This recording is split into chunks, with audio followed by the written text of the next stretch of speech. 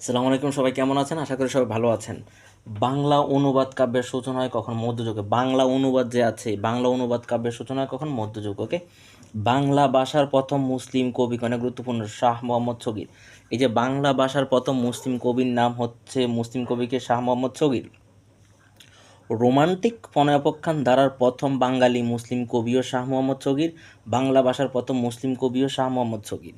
ইউসুফ জুলেখা বিখ্যাত গ্রন্থ এর রচয়িতা, মূল রচয়িতা ইউসুফ জুলেখা। এই যে আমরা যে জানি, এটার মূল হচ্ছে আব্দুর রহমান জামি।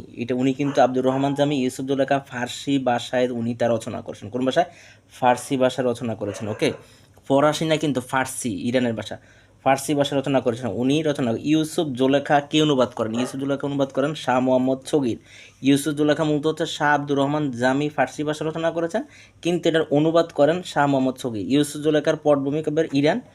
মুসলমানগণ কবি মুসলমান কবি রচিত প্রাচীনতম বাংলা কাব্যের নাম ইউসুফ জুলেখা। ওকে।